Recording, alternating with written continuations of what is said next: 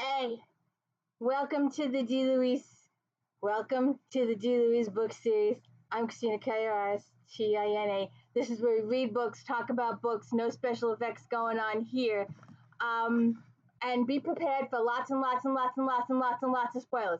Spoilers, lots and lots of spoilers. If you could please check out my Star Trek Next Generation recaps on Fridays. Also, my If Then episodes on Friday afternoon. No one is watching them. Please share, like, subscribe, the whole 9 yards. I work so hard on those videos and no one is watching. We started the If Then with the Bridgertons. If you like Julia Quinn's Bridgertons, then maybe you like Stephanie Lawrence Sinsters, or Joanna Lindsay's Mallory's, or Catherine Coulter Sherbrooke's. And I've done homicides, I've done forensics, I've done FBI, Scotland Yard. We did Native American, Hillerman detective type situations. I did vampires, I did witches. Recently, I did Black authors. I accumulated sci-fi, vampires, contemporary romance, mainstream, whole slew of Black authors, and no one has seen it. I worked so hard on that. And then, of course, there's one over here. Romantic Times Book Review Flashback Mondays, where I talk about all the books in this magazine. Some Mondays you'll see 50 books. Some Mondays you'll see 60 or 70 books. And I choose, I try to get something from all the categories: historical romance, contemporary romance, mainstream, inspirational, mystery, sci-fi, erotica, harlequin, all of it. Trying to get a little bit of something anyway. So while I was doing those if-thens, I discovered this series. I actually got a book recommendation from my own video. How awesome is that? Who would have thought that I got a book recommendation from my own videos? And also, this is a daily book review, and I would like you to please check out my daily book reviews. We are doing Victoria Thompson's Gaslight series. We are doing James Patterson's Alex Cross series. We are doing J.R. Ward Black Dagger Brotherhood series. And this new series that I found courtesy of my own If Then video. A Murder in Time is book 1. And A Twist in Time is book 2. And I did videos for both these books. Please go check them out. So I'm enjoying the heck out of these books. Let me just fix this. I was in such a hurry to get down here that my scrunchie came out and I need to fix it. Oh, good Lord. So anyway, now I hate that when it does it. All right, so now I got a lump in my head. So Kendra is an FBI agent, and she was on this mission. They were on this raid.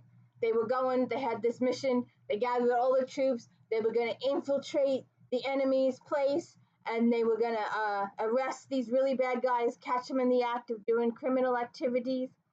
And the op went 6 ways to Sunday when one of their internal guys turned out to be bad. So that's A Murder in Time. And please go watch my video for what happens with that situation. And then she decides she's going to go after the bad guy herself in that book. And she goes to England, and she goes to this castle where the bad guy's supposed to be attending a reenactment party. Everybody's going to be in period dress.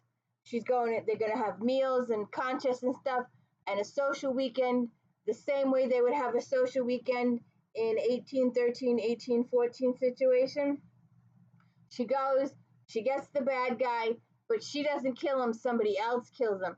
And the person that kills the bad guy comes after her, too. and she runs down this staircase, hallway, secret passage situation, and she gets thrown back in time. And she deals with that in a twist, a murder in time. Then we help solve another murder in a twist of time in time. And now we are caught in time. And she is book one was very entertaining.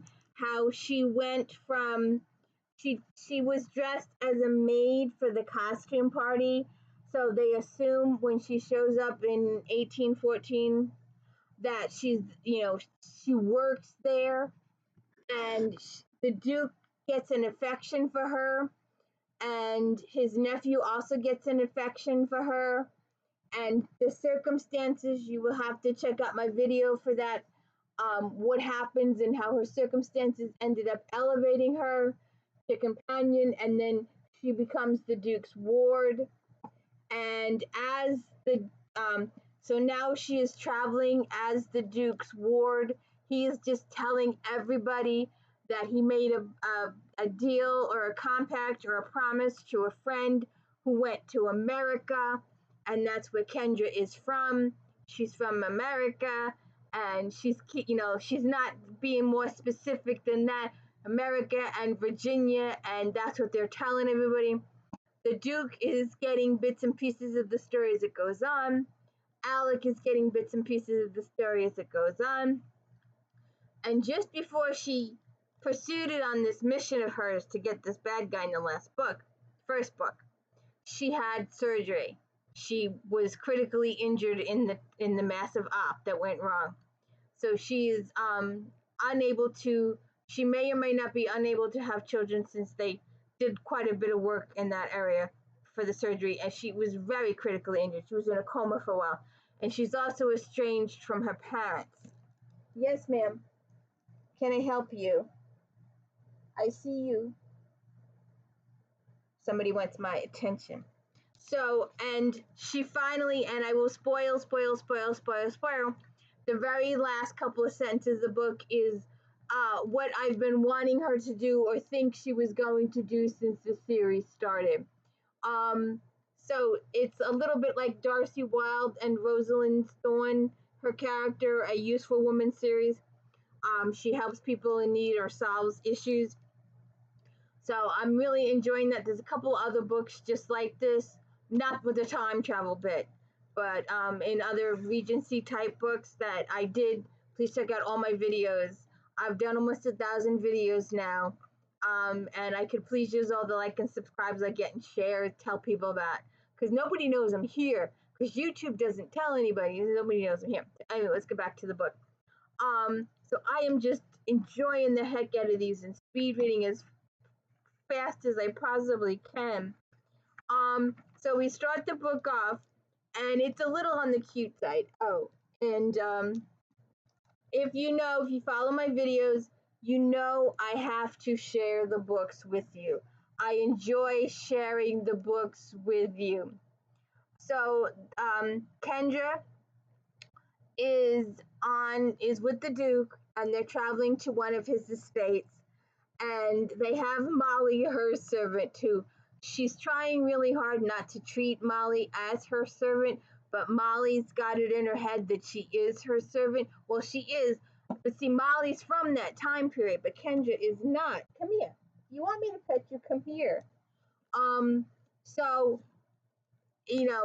Kendra's just got to get used to the situation. So they've got the Duke and Kendra and the valet and Benjamin the driver and Molly. They're all traveling to one of his estates. The rest of the servants have gone ahead and are already at the estate, but they're a day behind the servants, and the chef and everybody else is waiting at the estate.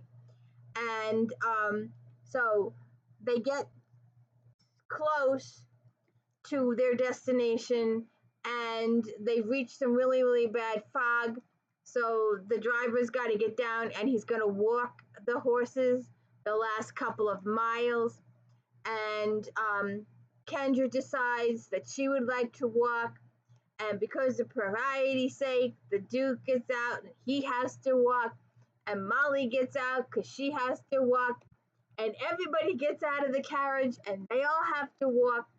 And then this group of men come by in rough clothes with sledgehammers, and they pass them by, and at first they think that they're going to attack them, and Kendra's like, no, let them be, let them go, and the guys do pass them. They do get to the inn to spend the night because the fog is so bad they are unable to travel any further. The Duke asks if there's a textile mill in the area, and the owner of the inn says yes. And it's owned by Lord Nathan Bancroft, the Earl of Langfrey. Now, while I will spoil the book, um, like I won't tell you who done it. That's the one thing I won't do, is I will spoil all the characters of the yin yang, but I won't spoil the who done it. I leave that up to you. That's the one thing with the Black Dagger Brotherhood stuff. I spoiled quite a bit of the characters. And with Alex, of course, I spoil the characters too, but I don't tell you who done it or how they were caught or anything like that. I leave the actual ending up for grabs. So, so they stop at this local inn, and the Duke requests that the owner send for the constable. So the constable arrives with Oliver, who is the son of the local constable, of the local squire. He's also the magistrate, and because his dad is laid up in bed with the gout, the kid is now the current magistrate or temporary magistrate. And so they go into uh, the inn, and they're having dinner, and they've talked to the magistrate. Come here. And later on, kid comes running in and says that there has been a murder, and he blames it on the workers that passed them out in the field. And Kendra doesn't believe that the workers out in the field did it. The magistrate and the constable want to get a posse together. He wants to hunt them all down. And Kendra's like, no, I want to go look first. And so it goes, this is Miss Donovan. She's the Duke of Aldrich's ward. Freddie's lip curled as he studied Kendra. You're not from around these parts, Miss Donovan, and you sound like a Yank. Ye don't know the Luddites are and what they're about. And I know exactly who the Luddites are and what they're about, Kendra shot back, keeping her tone cool and measured even though she could feel her temperature rise. In the 21st century, it was common to call anyone who was against or unfamiliar with technology a Luddite. But those involved in this era's Luddite movement weren't against technology per se. Most were actually highly skilled men and craftsmen and machine operators fighting against the technology that had begun taking away their jobs and depressing their wages. Kendra had to shake off the sense of deja vu that crept over her.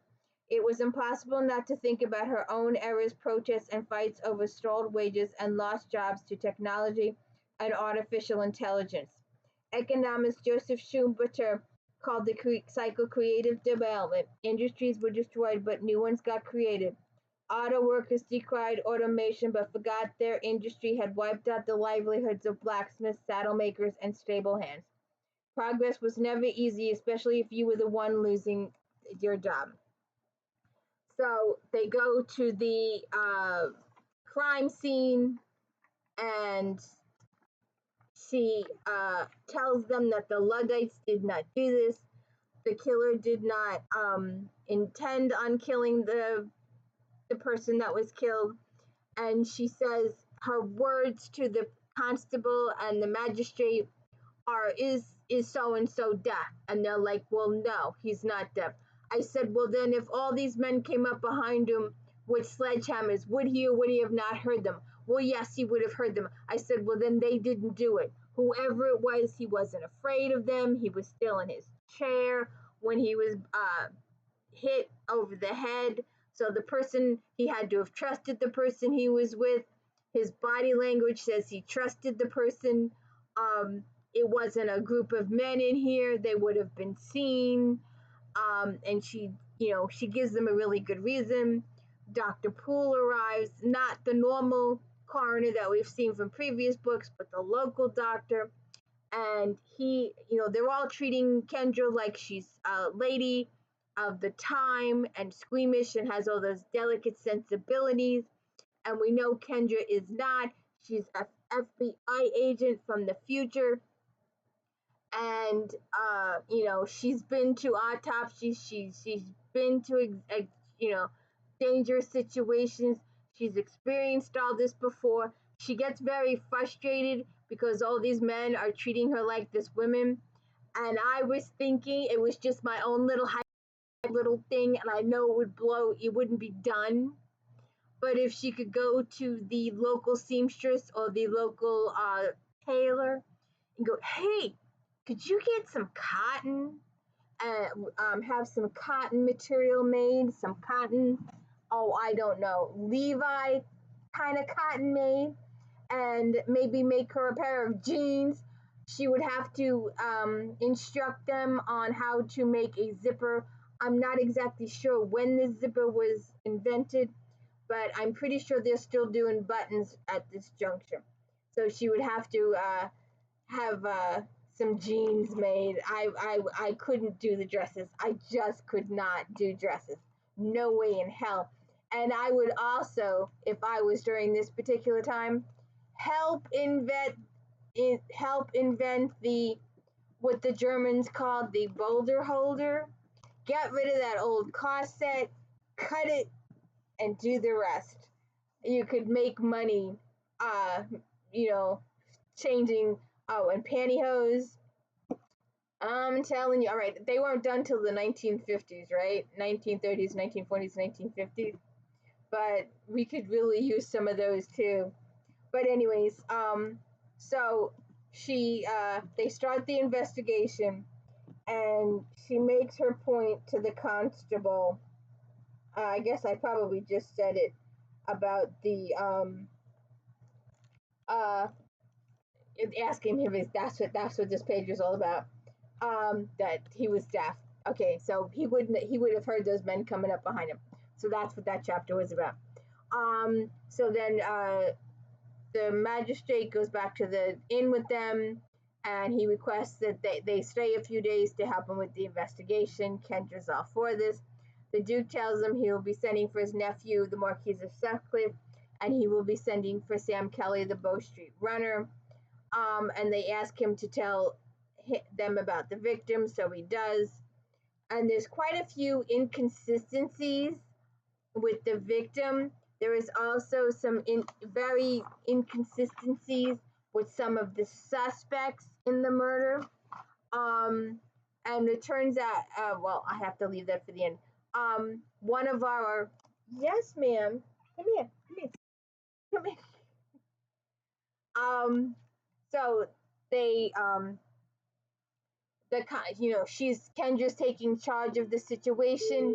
She's in charge of the investigation, and the Duke and everybody else take orders from her.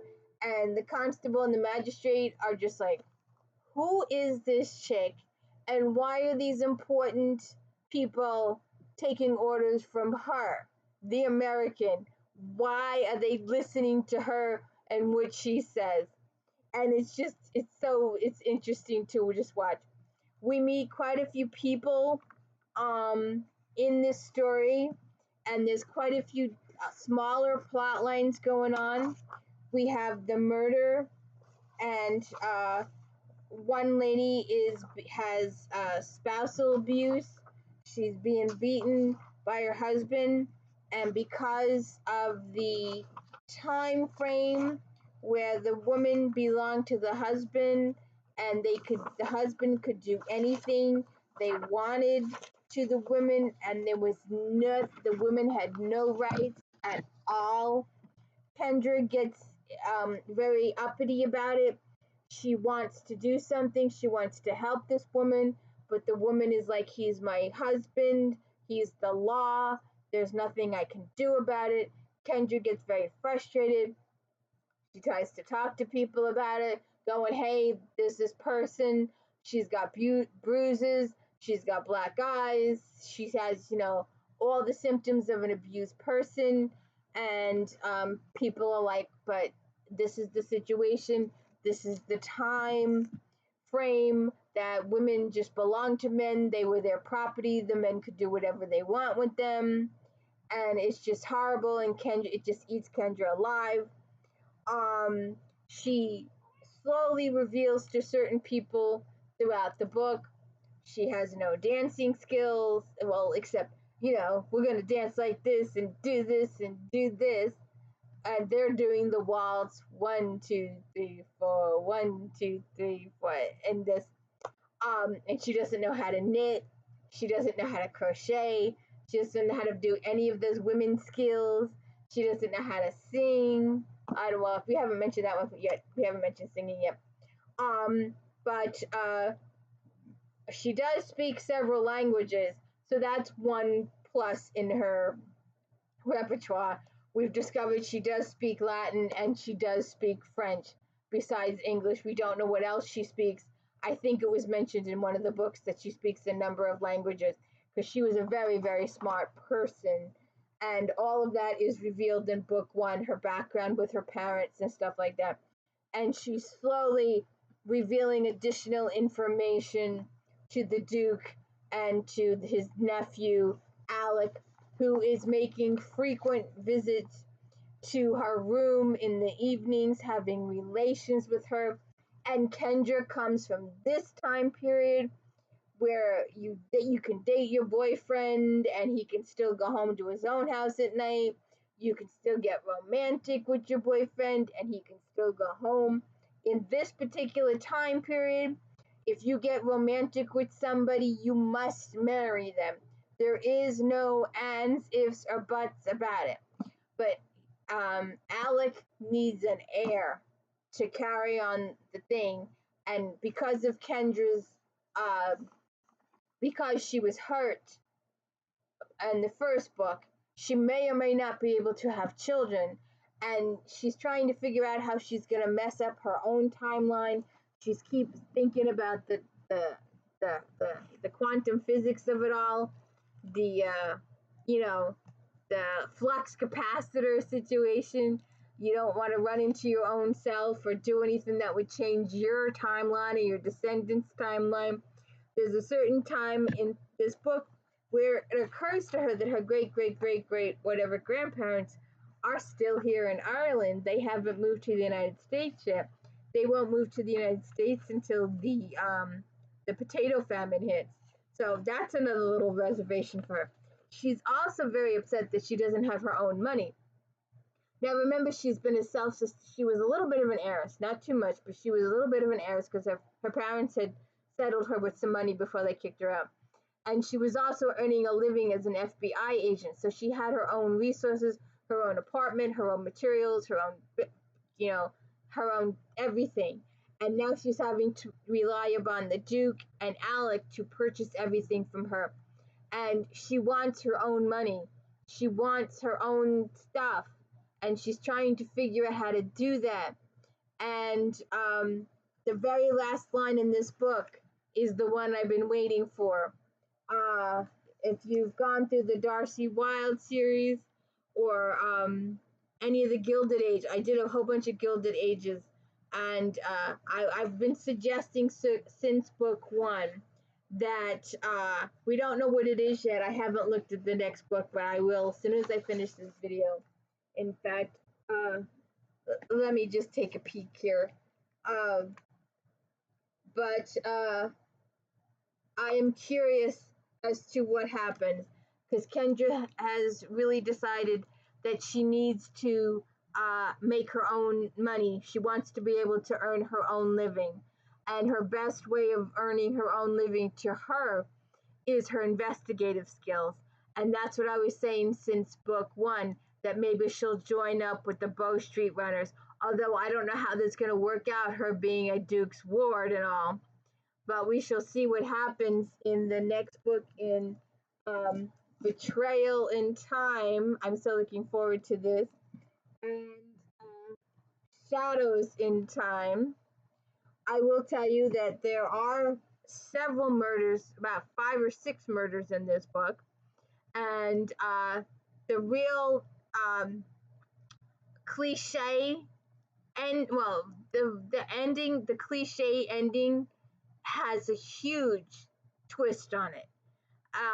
She sits down with the killer, and the killer spills all, and he throws in this twist that you did not see coming. And she's like, oh my God, there's a light bulb moment. She gets it. So there's a really big cliffhanger when you finally find out who done it and the why he done it and everything else and how it connects to Kendra. She has this light bulb moment. It's awesome. So I hope I didn't spoil too much for you, but they do have a really good adventure and investigation. She is using the slate board as her murder board, as I refer to it, like Eve Dallas has her murder board. She puts all her notes on chalk tablets. But so please hit the like and subscribe and join Alec and the Duke and Kendra and Sam Kelly in their pursuit of truth, justice, and the English way, I guess. um, but this is an awesome book. They really Kendra does a really good job, and all the men are just sitting there going, "Huh? Why should we believe this American when she's telling us all this stuff about the murder and how it came and the projectile, the pattern, and the drops of spots and blood and stuff like that?" She does a really, really good job of impressing all these men. So we'll see what happens. If you could hit the like and subscribe, I'd really appreciate it. Thank you.